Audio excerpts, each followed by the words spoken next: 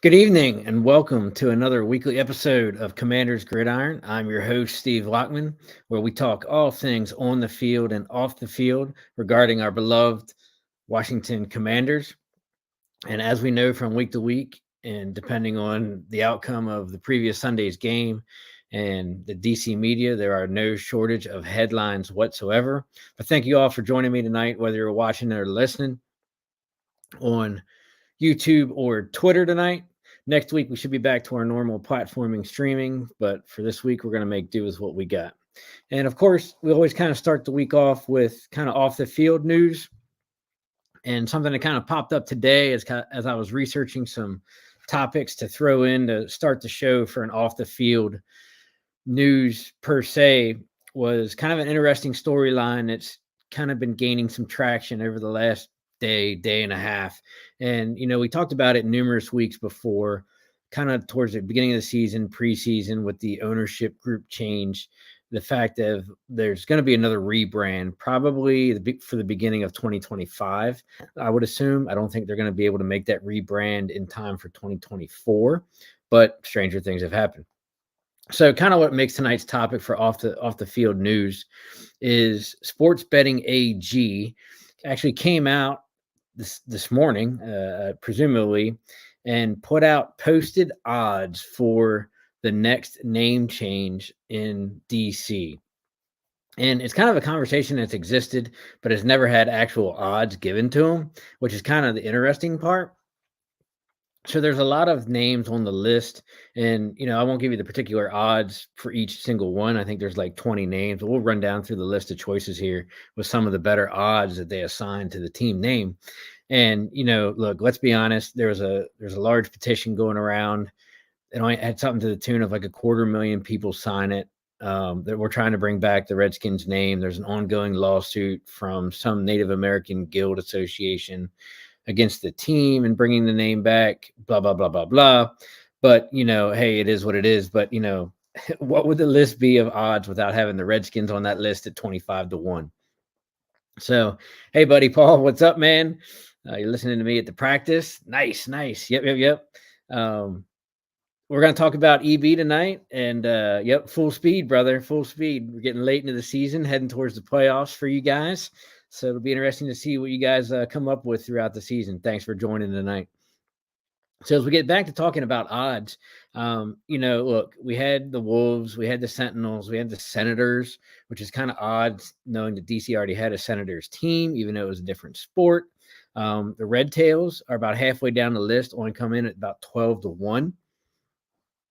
We have the Ambassadors, the Presidents, the Magic Magicians, which I guess kind of was correlated a whole along the lines of like the Washington Wizards type deal, even though there already is an Orlando Magic in the NBA. Spartans, football team, Red Wolves, and then of course, one of the things that could be gaining tractions at 10-1 was the Red Hogs. So it'll be interesting to see how this storyline kind of progresses, especially once the season wraps up.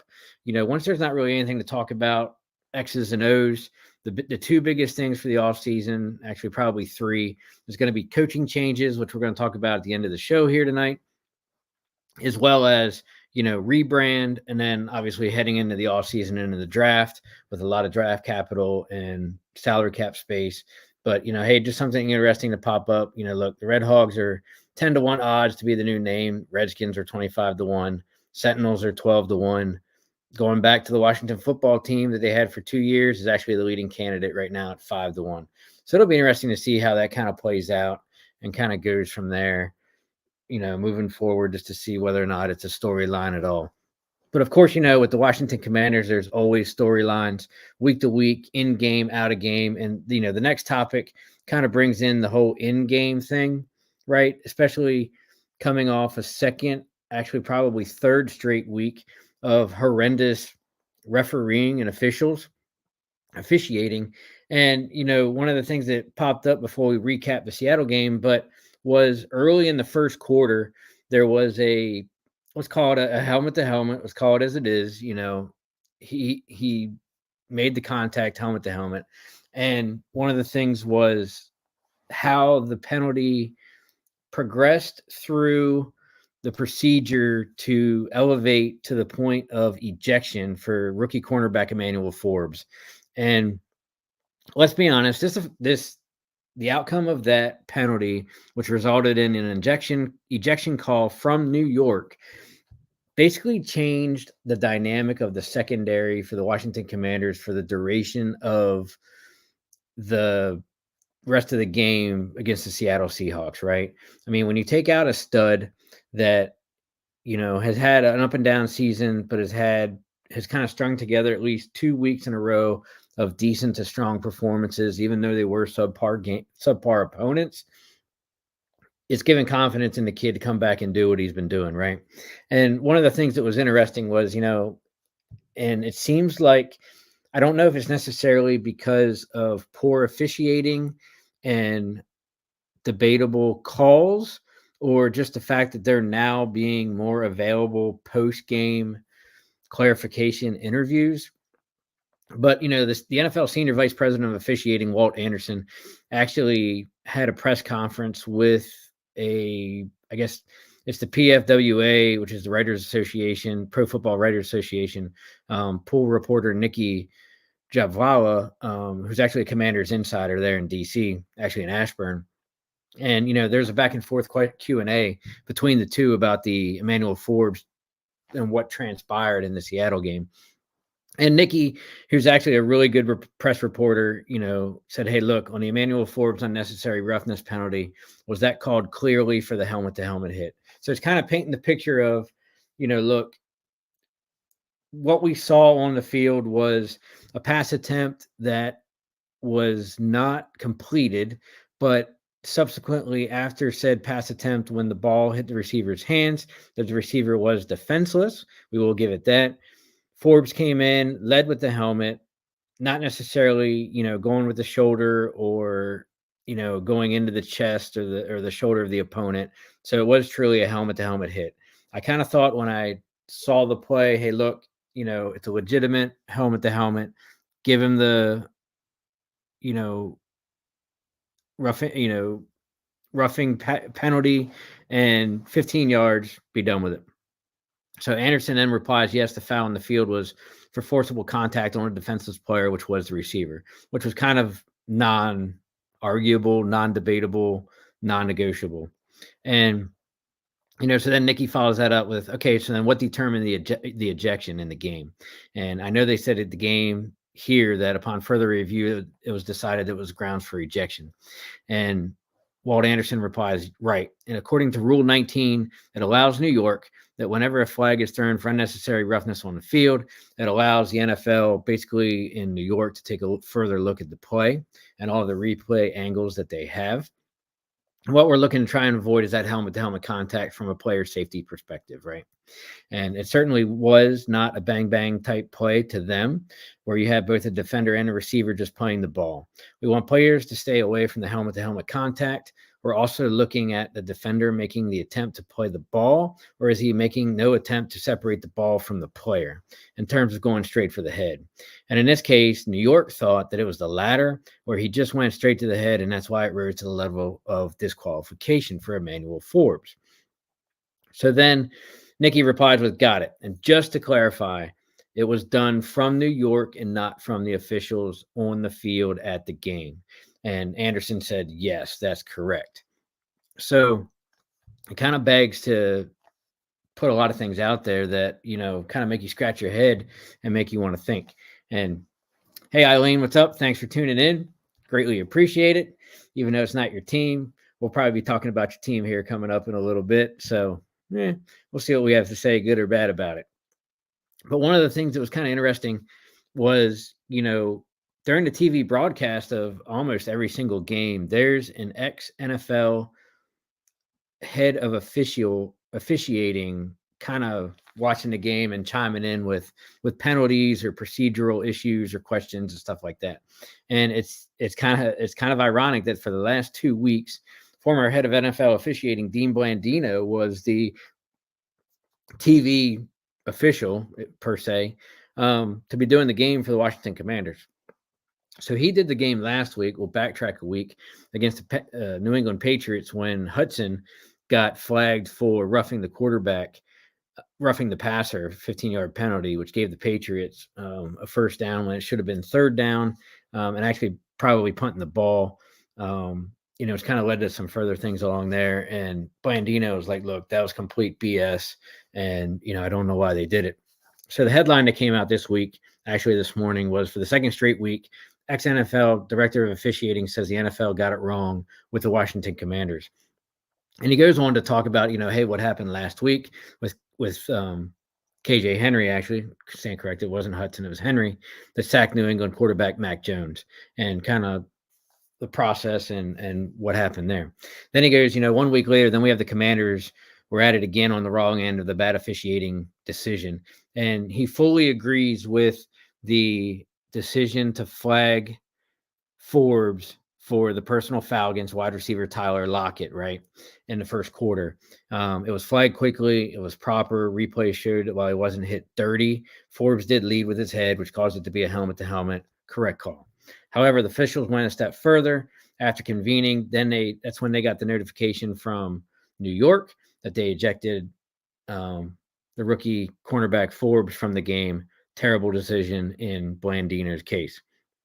So, again, this is kind of why Blandino says what he says from his years and years of officiating. And I was like, look, he agreed that the officials got it wrong. And while he agreed with the flag for the hit, he disagreed with the disqualification from the game. There's no question it was a foul, against Lockett, but he believes that they erred in removing Forbes from the game, and that when he worked for the NFL, ejections usually came when players fought, punches were thrown, egregious stuff like that. They're trying to stay away from punishing players for something that happened during a football play, unless it was flagrant or egregious. And, look, for something that could have been so bang, bang, especially a reactionary play, and yes, he even led with helmet to helmet, it wasn't risen to the level of intentional that, Forbes was trying to basically put a dirty hit on Lockett from Seattle, and, basically the Blandino, he just didn't think it was a disqualification. Forbes was covering Walker, left Walker when he saw the ball going to Lockett coming across the formation, quickly shift his focus as the ball was in the air. He thought it was a bang, bang play. Lockett dropped the ball, helmet to helmet to dislodge it. Both feet were on the ground. He didn't launch. Lockett's level did change as he was kind of going to the ground. So, it helped Lockett actually receive, what ended up being a helmet to helmet. So, Blandino didn't think that there was a level of disqualification. But, it kind of is what it is at this point. So, the game went on, and you kind of saw the result of not having Forbes in the game, for the rest of that duration against a pretty potent wide receiving core of the Seattle Seahawks and Metcalf, Lockett, and, some of the other guys that they got there. So, we had ample opportunities to win this game. When your rookie quarterback takes you down the field and gives you that chance, basically to tie it up, it shouldn't have came down to the defense having to hold the Seahawks on the last drive, last couple of plays to not get a field goal. One of the things that came back and bit us significantly was the fact that, Joey Sly missed the extra point after the first touchdown when we only went up 6-0.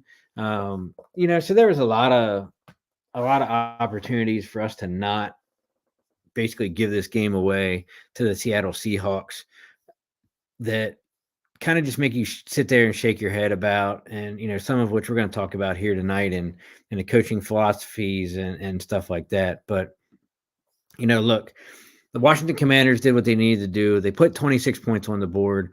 Unfortunately, courtesy of the last second field goal, of which I think this was the first time in NFL history there was 6 or 7, might have been 7 games ending on a last second field goal to win the game for home teams.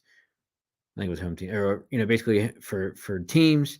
Uh, Washington ends up dropping this game 26-29 to drop to 4-6 for the season.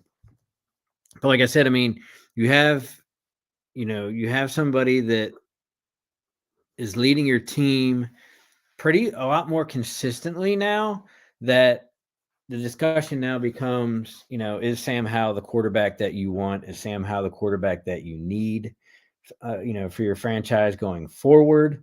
It's super interesting to see how that dynamic plays into a lot of things, for what the team tries to do for the rest of the season. Look, we're not that far out of a wild card spot, but we definitely don't have the schedule to help us make that a possibility or reality as we move along in the season, as we look down the road against our future opponents. But when your starting quarterback goes 29 for 44, 312 yards, 3 touchdowns, but he did have 1 costly fumble, which was not recovered by us. We're starting to click and mesh and kind of do the things that we need to do on offense to win games. And, when you get to the point where you're scoring 25 points, 26 in this case, 30 plus in the last week, you should be winning football games in the NFL. And unfortunately, we're not doing that as a team. Let's just say it as it is. It's not happening. But, some of the things that kind of helped us along in that game was, we started strong right out of the bat. It was kind of interesting. They made this 3 receiver crossing route, even with a drag going to the same side. But then they kind of waved, I'll call it the wide U route into the flat, away from the wide receiver routes in action. Then Sam Howell found B-Rob for a 51-yard touchdown pass. And like I said, that was a sweet touchdown. Started off, like 2 minutes into the game. Holy shit, we scored a touchdown. We're up. But then Joey Slide does what Joey Slide does. And, he's going to miss 1 to 3 extra points a year. That's kind of his MO. And unfortunately, his first miss of extra points came on that after that B-Rob touchdown, and it proved to be critical in the outcome of the game. But, the defense kind of does what the defense also does, and they came out a little stronger than normal. I was kind of surprised because of, hey, look, we're going to Seattle. They have the 12th man. They have a really loud stadium. It's a home game for the Seahawks. Jet lag, you name it, right? But the defense came out and kind of did what they did and held Seattle Seahawks to an opening drive field goal. Actually, I guess second drive held them to a field goal. First time they went 3 and out. So then the second quarter, they turned around and, Joey Slide kind of redeemed himself, right? And kicked a 49-yard field goal. And I got to agree with you, Joe, who's one of our hosts of the Sully Squad, talking all things Philadelphia, that, look, Sam Howell's a stud. And, even Eddie reciprocates that comment with, well, Howell's really good. And, we didn't know what we were going to get out of him going into the season because we only had 1 game to kind of see what he had. And that was last year's week 18 against the Dallas Cowboys, who were basically playing, B-level guys because it wasn't a game for them. And, I got to agree with you, Eddie, that, moving on from Howell would definitely be silly. I think we have somebody for the first time since Kirk Cousins in 2016-ish, 2015, that you have a quarterback to build around. He's a solid guy with a lot of ceiling. We know we're going to get our growing pains with Sam Howell. You're going to have good games. You're going to have bad games. You're going to have great moments. You're going to have moments to shake your head and want to pull your eyeballs out. But, I think we got a really strong kid in Sam Howell. So it'll be interesting to see what we do with that, not only from a coaching perspective that we're going to talk about later tonight, but also just from, the week to week, game to game, hey, look, you got to shrug the Seattle game off and its next game up, which is the New York Giants that we're going to talk about in a little bit. You know, Joe asked, am I surprised that they traded Sweat and Young? I'd have thought you kept Sweat at least. Washington has a ton of picks, but needs to replace those guys. You're absolutely right.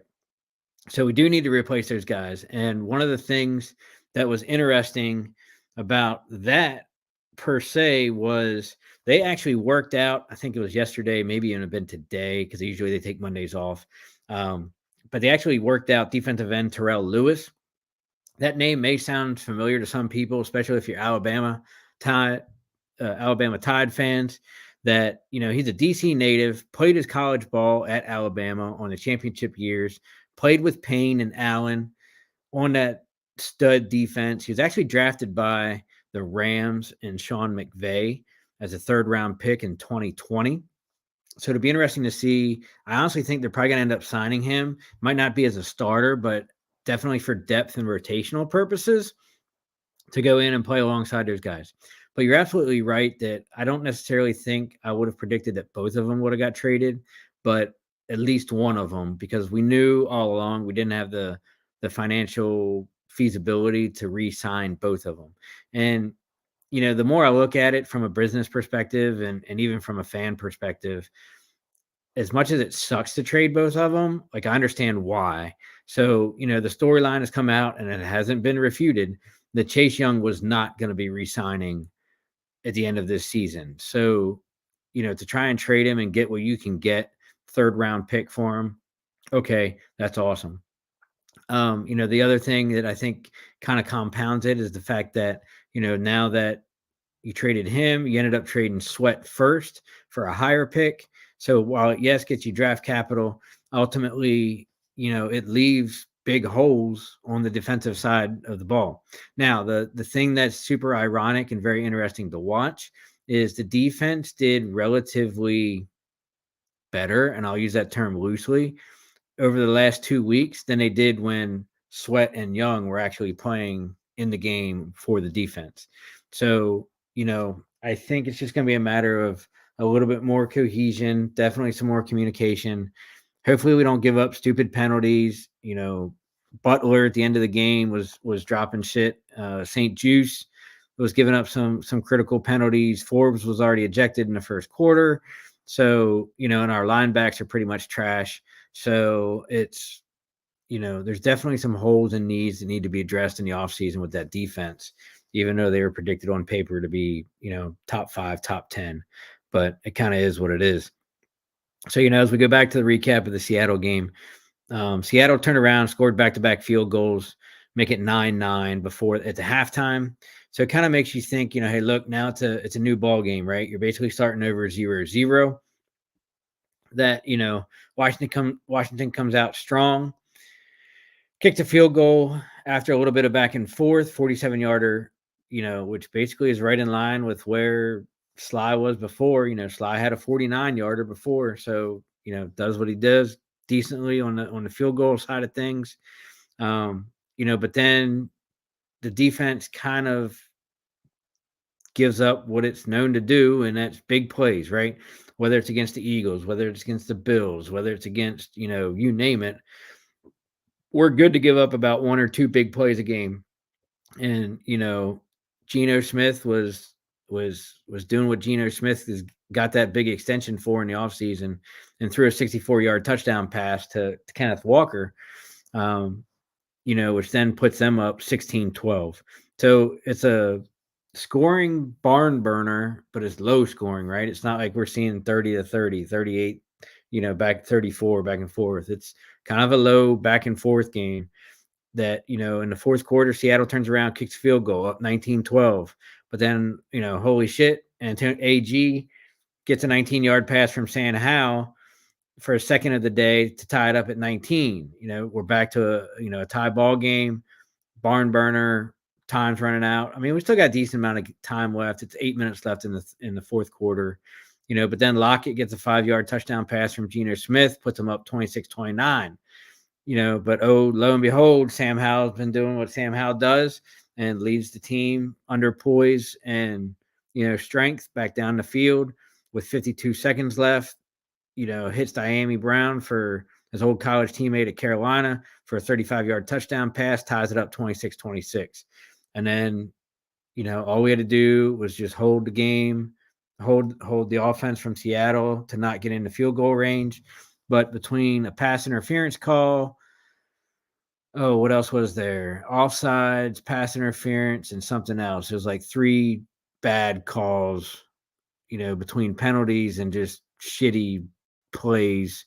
Um, that we put the Seattle in field goal range, and Jason Myers, turned around and hit that game-winning field goal from 43 yards to put the Seahawks up for a total score of 29-26.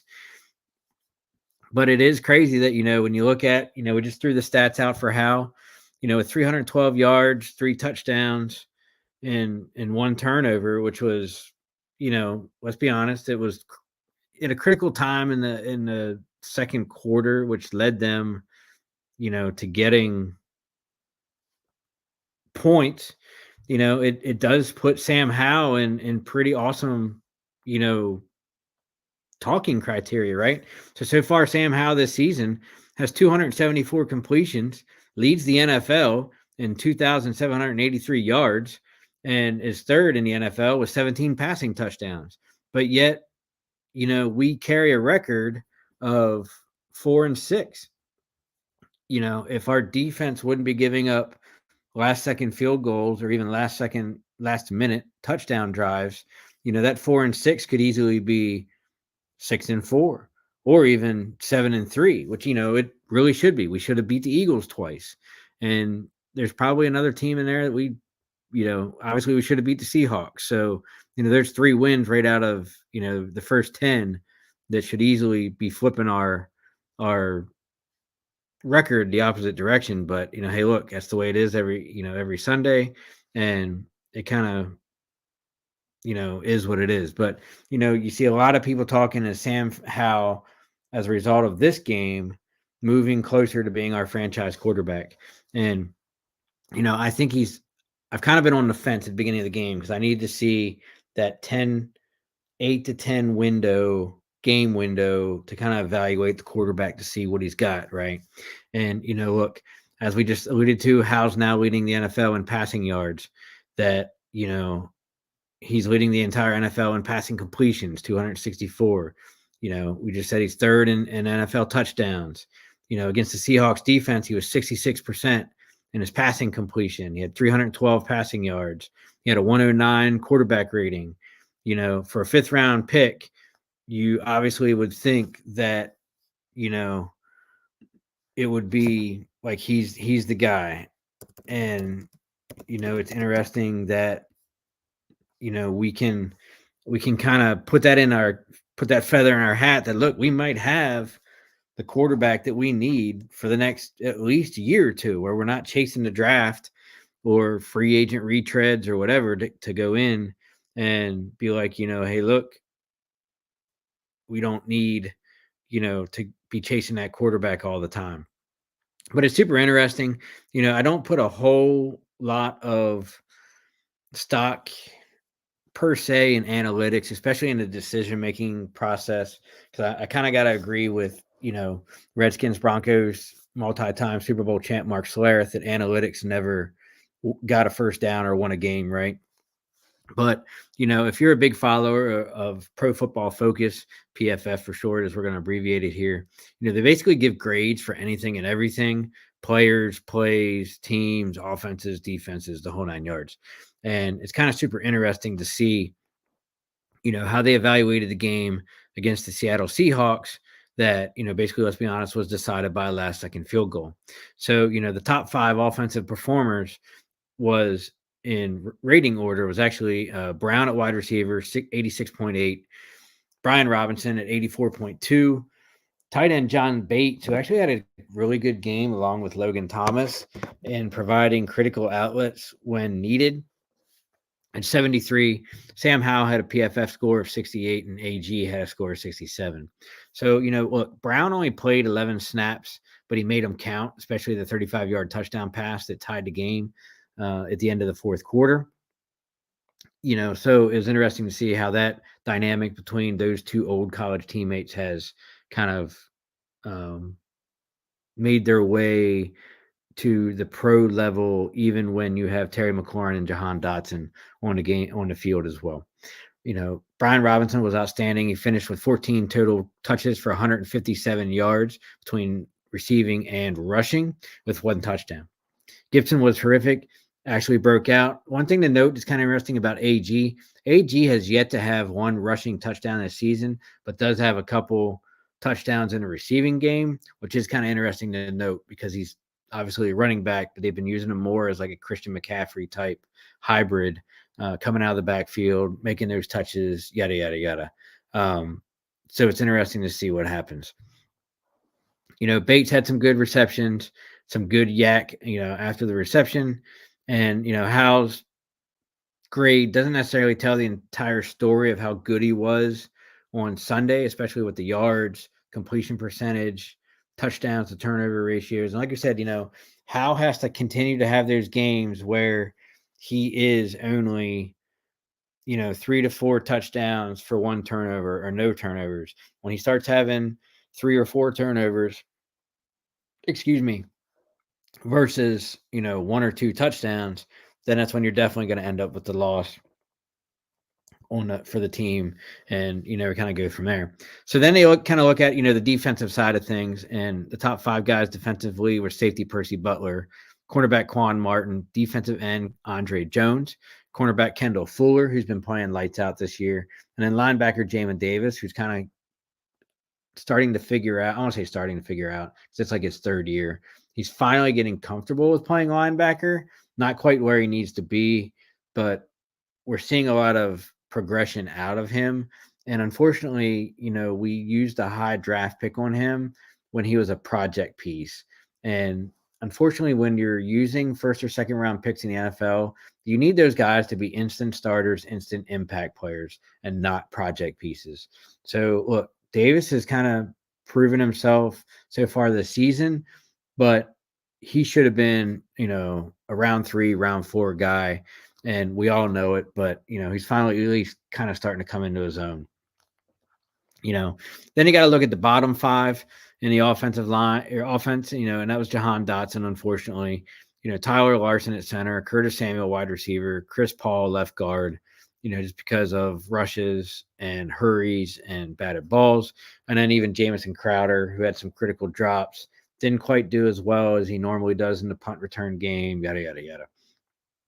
And then, of course, the bottom 5 and defensively was kind of where we know it. That, look, defensive end, Williams, defensive tackle, Ridgeway, backups, defensive end, Obata, backup, cornerback Danny Johnson, who came in to fill in for Emmanuel Forbes once he got ejected in the 1st quarter. And then linebacker David Mayo, who's basically playing in place of Cody Barton, who's on injured reserve. So it's kind of just interesting to see, where guys stack up week to week based off of grading by PFF. And, it's just a short glimpse evaluation of how they did in the game, going forward, and, things like that gets you where you need to be for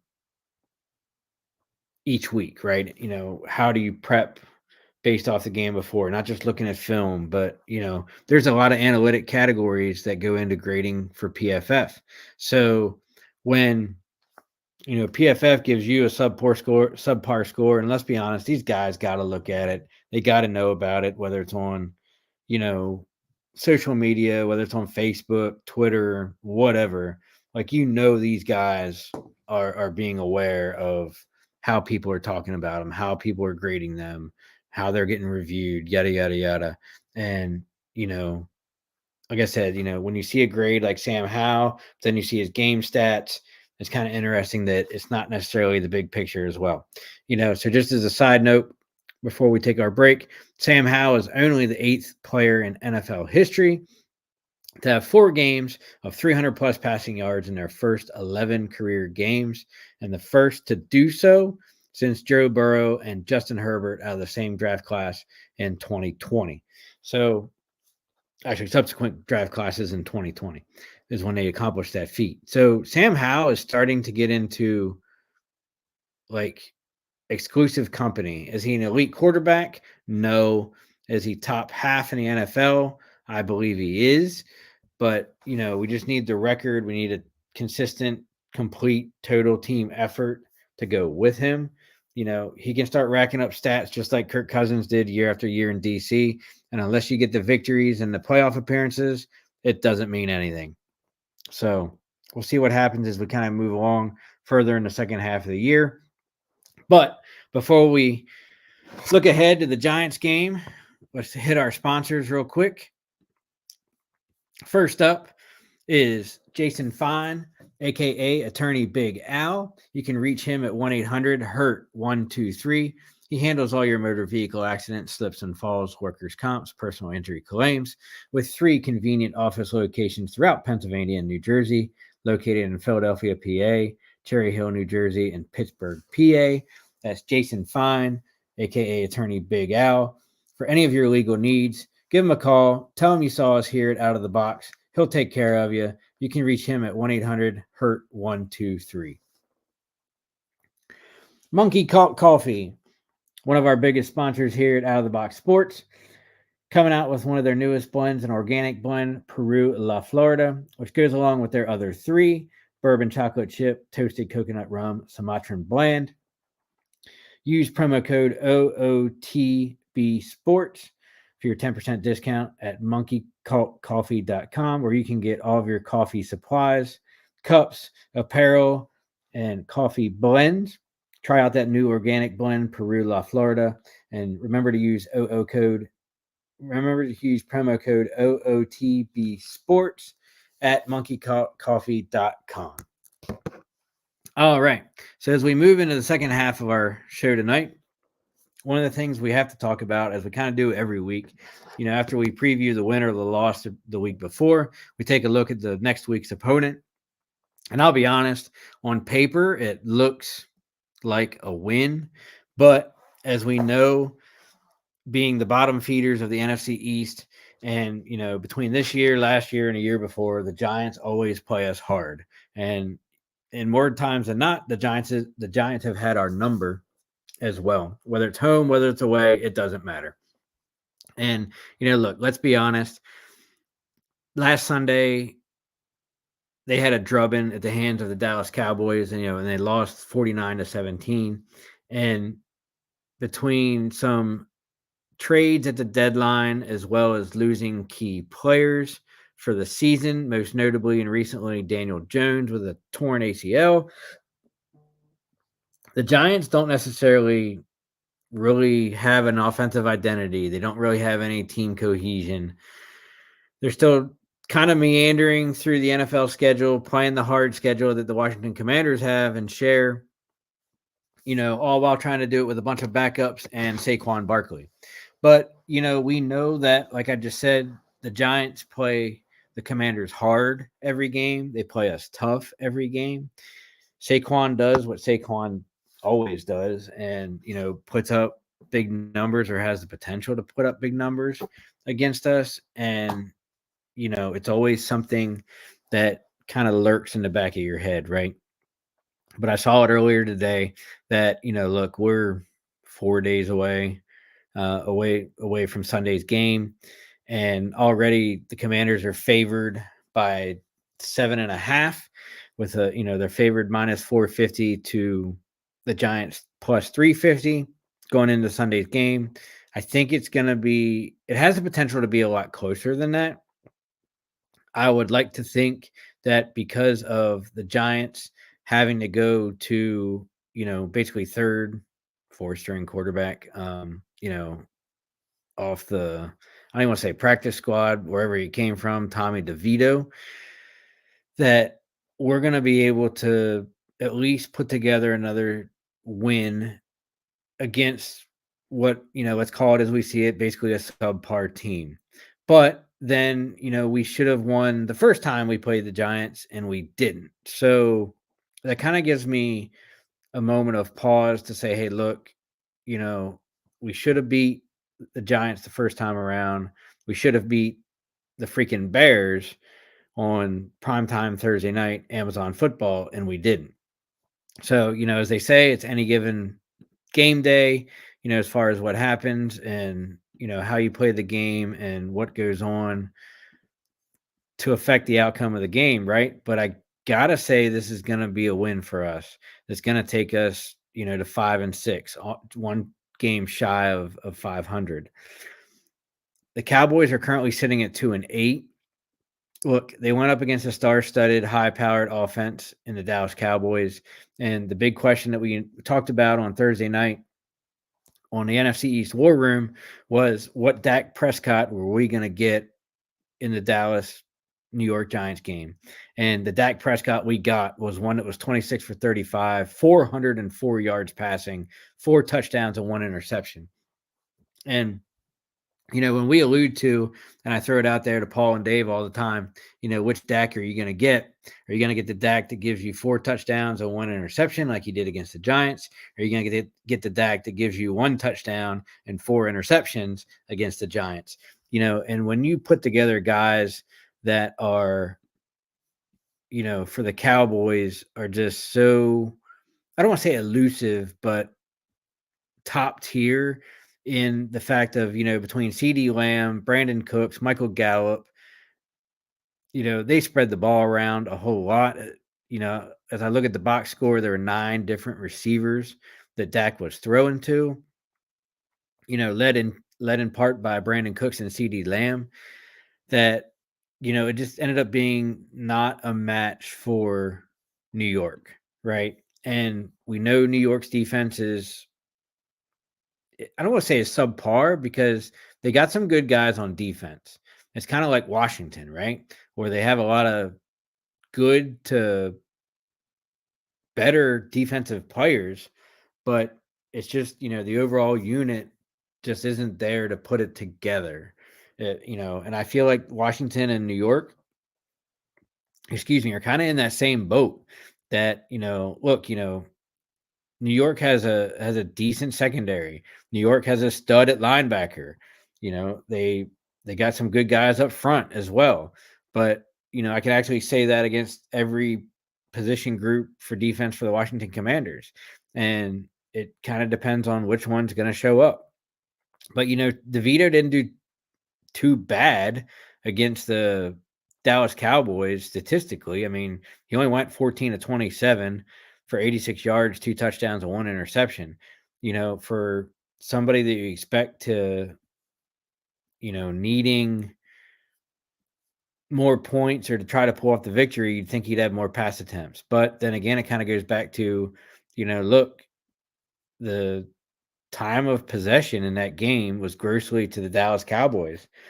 So when, as a team, your offense only has the ball for a little over 20 minutes a game, New York Giants, you can't expect that many drives. And, when you don't turn all those drives into touchdowns or points every drive, then, you're going to get the one lopsided game, that you had in the Dallas Cowboys. So what does that mean? That means that the New York Giants are going to come out with a chip on their shoulder. They're going to play us tough, like I said, like they always do. And it's going to be super interesting to see what happens. That, this game is home for the Washington Commanders down in FedEx Field in Landover. So, you're going to see you're going to see another sold out game. You're going to see a lot of blue jerseys because, it's a short drive down 95 for the G-men from MetLife to FedEx. And, you're going to see a pretty, I don't want to say another home game for the G-men, but it'll probably be a little bit more Commanders fans than G-men just because we need that and we know that. And I don't think the fans have definitely checked out yet for our team like they have in the years past. So they definitely see some optimism in what we got and where we're going. But ultimately, I think the Commanders, look, they're going to put up the 25, 26, 30 points a game again, like we always do. So, and I always say this every game on our War Room chat that, look, we're going to give up points. We're not a team that holds another team to 3, 6, 10 points a game or even shutouts. Like our defense is just that shitty, right? So let's be honest, the Commanders have the potential of putting up 30, 34 points, but I also think that, look, we're going to give up probably 20. So I would not be surprised if this ends up in a Washington victory to the tune of like 34-20. I know that Dan and some of the other, big blue power hour people will say, look, you're giving our team a lot of credit, but I also know how your team performs against my team. And knowing that my defense is pretty much like Swiss cheese right now, that, look, we're going to give up points. And I think you guys are going to get 20. I think Barkley's going to score. Barkley's going to do some damage. And I don't think Barkley got enough touches to make a dent in what they needed to do against the Cowboys. Now, the problem with that was they were going 3 and out so much that they didn't even really have a run game to put up against the Dallas Cowboys. So I get that. But DC, New York is a different environment, different game setting that, they're going to do smash mouth football, both teams to one another, and it'll be interesting to see, but I think the Commanders are going to pull out the victory. So kind of as we look at the last subject for tonight, going into, the show, one of the things that I kind of do is kind of make a hybrid of what's going on with my team, right? Not necessarily, the preview, not necessarily the recap, but what happens that you see, as Stacy said, she's always going to have to disagree with me that, about the outcome of my team. I mean, I'll give her credit. She is the one that, look, the Bears were going to win against the Commanders just because they were going to do it for Dick, right? So, we all know where Stacy's coming from. And of course, she's going to pick her G-men to try and get the victory against us. But, it's going to be super interesting. But for the last topic tonight, one of the things I wanted to look at was, there's already chatter, not just our team, but other teams as well, about head coaching and coaching vacancies, whether or not they're on the hot seat. Look, I watch all the sports shows, probably like everybody else watching my show does. I was watching, I watch First Take, I watch Cow and Cowherd, I watch Undisputed, I watch Get Up in the morning. And, it's interesting, a lot of times when your team's not doing very well, they don't necessarily get little to no airtime on the national TV shows because your team isn't good. They're not really worth talking about, right? Let's be honest. I mean, I wouldn't talk about the Commanders on a national network either. But, one thing that kind of made some news that, was super interesting and kind of piqued my interest. Hey, look, they're talking about my team, was coaches on the hot seat. And trust me, there's already enough chatter between fans, I'll use that term loosely, that want Rivera gone. Actually, Rivera and Jack Del Rio gone already. And it kind of made me think about, talking about that tonight because of two things. We just got the new ownership group over the summer. So I don't think new ownership is going to make coaching changes in the middle of the season. If we had not gotten new ownership in the middle of at the beginning of the season, I highly suspect that mid-season or towards the end of the season, coaching changes would certainly be on the table. But it's not something that they're going to do as first-year owners. We already traded away two star players, got a bunch of draft capital. Look, we may or may not make the playoffs, kind of bubble line.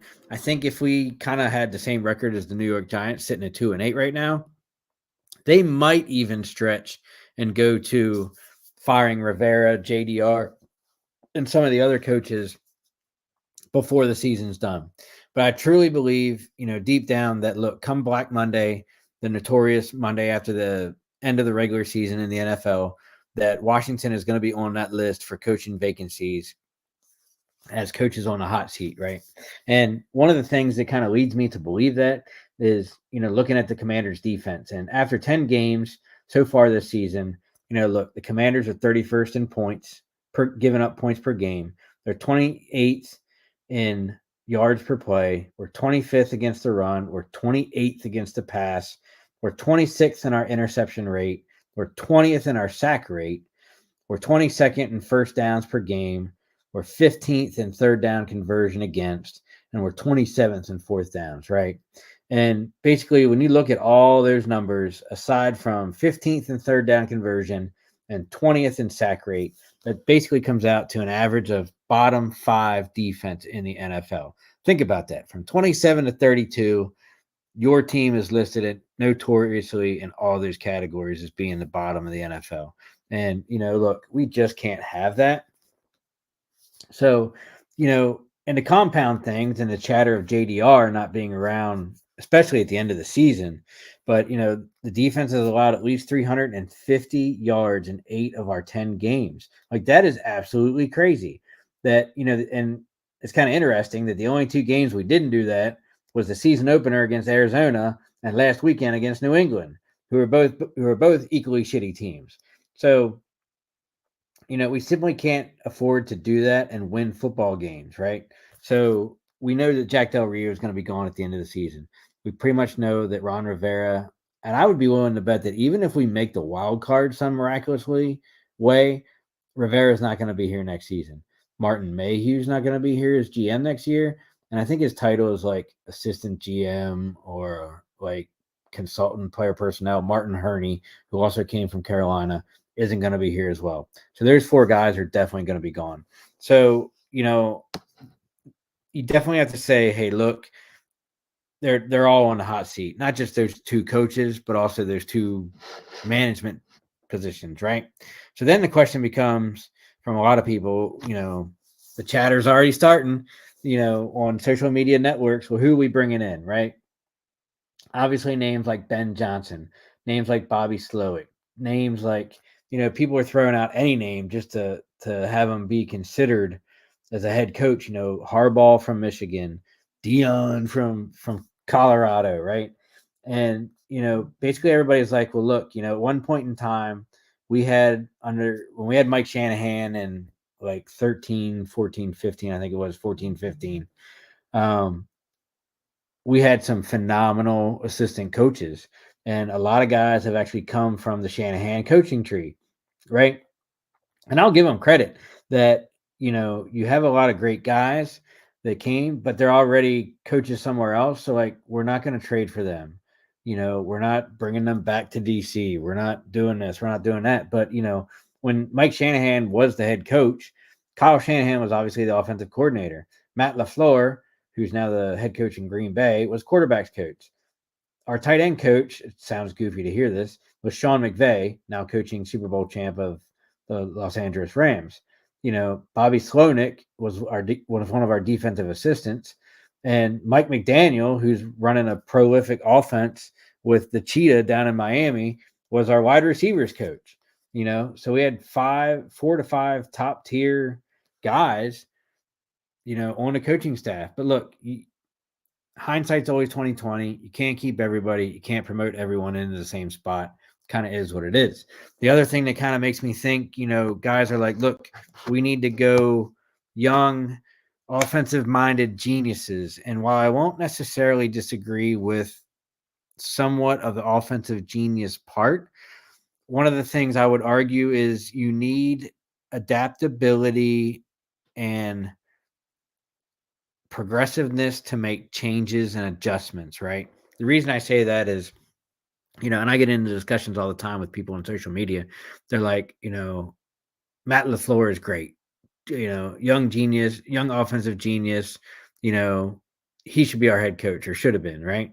And I'm like, well, look at what Green Bay did last year. Look at what Green Bay did this year. Oh, by the way, the 3 or 4 years that he's been in Green Bay, 50 to 70% of them, he had the NFL's best player and quarterback, Aaron Rodgers. Get rid of Aaron Rodgers. Now what is he doing? He's a 500 coach, maybe even less than that, and, can't get that offensive going for anything. People will be like, oh, let's take Sean McVay. Sean McVay, right. Okay, I get it. He won a Super Bowl with the Rams, but he hasn't done anything since. And they haven't had the ability to adjust their coaching styles and their offensive game planning to match up with what the defense of the NFL is doing against them, right? So once other teams and coaches figure them out, they've kind of been spinning their wheels, the only exception to that has been Kyle Shanahan. And, he went to Atlanta as the offensive coordinator. Now he's the head coach out in San Francisco, doing great things with them, but it's also a personnel thing. If I can stack and load my team like Miami with Mike McDaniel and Kyle Shanahan and San Fran respectively, then, it gives you the biggest opportunity to be a successful head coach in the NFL.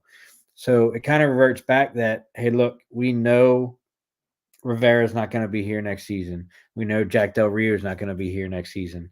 So then it begs to the question, look, is who's going to be the head coach?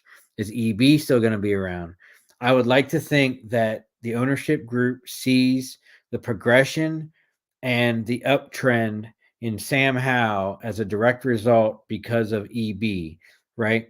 That we weren't going to get that, obviously, with Scott Turner still being here on the staff, if he was still here from last season. That, one of the things that you have to think about when you're looking at that head coaching position as well as the offensive coordinator, they kind of go hand in hand, whether or not they're the same person and share duties.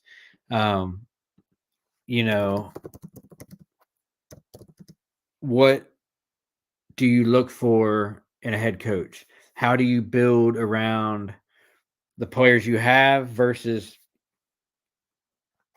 the coach that you're bringing in, or the coaching philosophy that you're bringing in, the systems they want to use?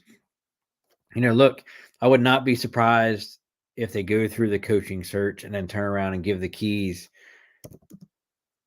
to EB for 3 to 4 years and see what he does, as head coach. If we keep trending over the next 7 games, it might give him the leverage that he needs to make that head coach. And there's an interesting thing that I saw today that, this person claimed that EB was doing, basically using Sam Howell as like his head coaching resume. And I don't necessarily buy that. Yes, there's 2 to 3 to 1 passing to rushing in our offense, but that's kind of what EB does in his offenses. That's what Andy Reid does. It's kind of the West Coast style adaptation that Andy Reid ran. EB and Andy Reid both ran together in Kansas City, right? That's the offense that he brung over to Washington. And I don't necessarily think that EB is using Sam Howell as kind of like his jump block to getting a head coaching audition or, interview here in DC or anywhere else for that matter. He's just basically trying to do what he was brought in to do: improve the offense, grow the quarterback, make the quarterback better, and, oh, by the way, win some ball games. But, knowing that we have a good, young, successful quarterback with a high ceiling of potential, there's a couple things you got to think about that the quarterback needs to succeed, and whoever's going to be our next head coach. And actually, one of the points is, a good coaching, right? But, that young quarterback needs, number one, a strong running game. And we kind of have that in B-Rob with a good mix of AG. I think we can either find one more piece of that puzzle, either through the draft or in free agency. They had worked out Kareem Hunt earlier in the season, didn't necessarily pan out for whatever reason. Maybe it was just a flash to say we're doing something, and then he re-signs with Cleveland, whatever. But I think we still need that third back. Now, whether that is Rodriguez, who we drafted this year, who's provided little bursts and flashes when he does touch the ball, whether that's getting him more time on the field, I'm not sure, but it's something we're going to look at as we go through the second half of the season into the offseason. Number 2, and probably the most important, is a good offensive line. So that young quarterback needs that good offensive line, which we know Sam Howell hasn't had for the first 8 games of the season, as he led the NFL in sacks. And, the head coach is going to have to address that and coach that to make sure that the offensive line is good for that young quarterback. Number 3, strong defense. On paper, we got it. On the field, we don't. Enough said. We address it every week, and it kind of is what it is. Number 4, a good wide receiver core. We have that. Scary Terry, Jahan Dotson, Curtis Samuel. Curtis Samuel probably won't be back next year. Diami Brown is still under contract, so he probably will, whether or not he slides into number 3. Pringle's been good as a role player, and even along with Jamison Crowder, who was picked up kind of in the offseason as well. So it'll be interesting. And number 5 is good coaching, where the head coaching comes in. This is the chance for new ownership to really put their stamp on the franchise and, do what they're going to say and rebuild the team and move it in a positive direction that, are we going to continue to be a 500 team? Are we going to continue to be third/fourth in the division every year? Or are we going to try and make that leap to at least second or contend for division titles year in and year out? And this is going to be our chance in going into 2024. Look, let's write 2023 off. If we make the playoffs, it's going to be barely. And there's not much stock in, look, we're going deep into the playoffs or even being, championship contending. Not going to happen, right? So am I saying tank? No, not by any stretch of the imagination. I never believed in tanking. I want to see our guys be competitive out on the field and, kind of do what we can do that, we're competitive. We're at least trying to put some W's on the board and, let's see what our guys got. Our star players, let's re-sign them, give them long-term deals and kind of go from there. And, we'll see what happens, for the last 7 games. And, it's definitely a hard schedule. In no particular order, we got the Giants this coming week. Thanksgiving Day, we got the Cowboys. Then we have the Miami Dolphins, followed by a bye. Then we're heading into San Francisco, Dallas, and somebody else, the Rams, and some no particular order there at the end. So it's definitely a couple opportunities to get some wins, followed by a couple opportunities where more than likely we're going to be getting the losses too. So,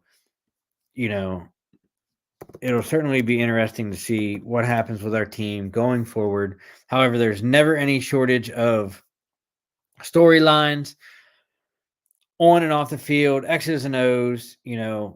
As we all know with our NFC East teams, we're diehard fans. We ride with them through the good and the bad. And as always, there's no shortage of something for us to talk about on the field, off the field, team related. And it's why we're here week in, week out at Commanders Gridiron. We call it as we see it. When our team's good, we'll give them good. When our team is shitty, we call them out and be like, look, you fucking blew it and you're playing like crap. And, it's kind of the way it is. But, there's guys who are multimillionaires. They need to execute. They need to play the game. They need to put their heart into it and, just give us your best effort week in, week out. I won't argue with that.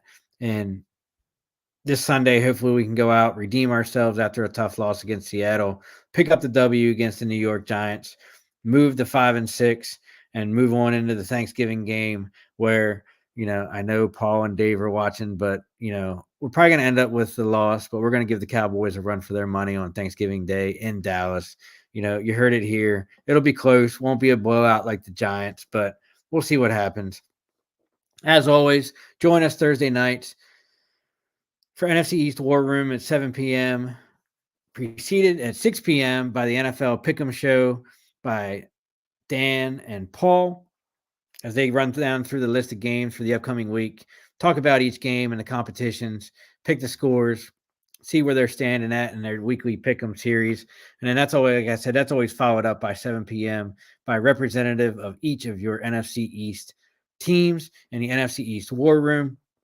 Join us again next Tuesday, 6:30 p.m., hopefully on all 4 platforms of streaming, so you can catch us anywhere and everywhere. And as always, thank you for tuning in and listening. I'm your host, Steve Lockman. Have a good night.